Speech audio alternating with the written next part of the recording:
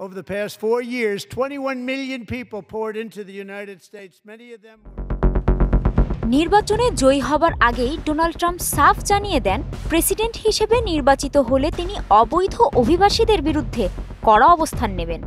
যেমন কথা তেমনই কাজ করছেন তিনি। প্রেসিডেন্ট হিসেবে শপথ গ্রহণের পর থেকেই অবৈধ অভিবাসী তাড়াতে ব্যাপক তোড়জোড় শুরু করেন প্রেসিডেন্ট ডোনাল্ড ট্রাম্প। শুধু তাই নয়, অবৈধ অভিবাসীদের বিরুদ্ধে কড়া ব্যবস্থাও নিয়েছেন তিনি। ইতোমধ্যে লাখ লাখ অবৈধ অভিবাসীদের নিজেদের দেশেও ফেরত পাঠিয়েছেন ডোনাল্ড ট্রাম্প।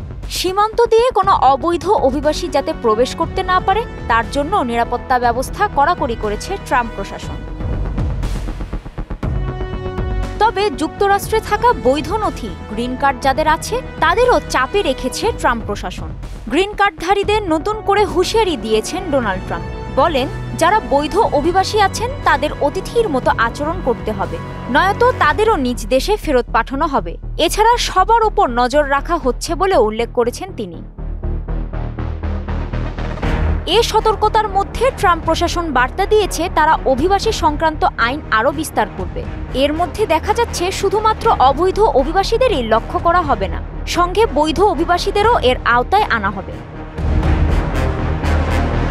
ট্রাম্প প্রশাসন আরও জানিয়েছে যে গ্রিন কার্ড থাকলে যুক্তরাষ্ট্রে নির্বিঘ্নে থাকা যাবে, এটির কোনো নিশ্চয়তা নেই। যদি গ্রিন কার্ডধারী কাউকে জাতীয় নিরাপত্তার জন্য হুমকি মনে হয় তাহলে তাদের বৈধ নথিও বাতিল করা হবে। এমন হুঁশিয়ারি বার্তায় সেখানকার বৈধ অভিবাসীদের মধ্যে ব্যাপক আতঙ্ক দেখা দিয়েছে। ইতোমধ্যে বৈধ অভিবাসীদের অনলাইন কার্যক্রমেও তীব্র নজরদারি রাখা হচ্ছে। সে সঙ্গে পরীক্ষা নিরীক্ষা করা হচ্ছে তাদের মতাদর্শের।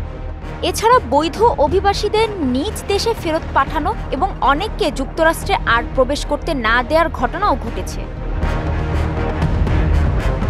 ট্রাম্প প্রশাসনের এমন কার্যক্রমকে প্রশ্নবিদ্ধ করেছেন অনেকেই মনে করেন ট্রাম্প প্রশাসনের এসব কার্যক্রম বাক স্বাধীনতা হরণ এবং বৈধ অভিবাসীদের বিভিন্ন ক্ষেত্রে বাধা প্রদানের প্রয়াস মাত্র।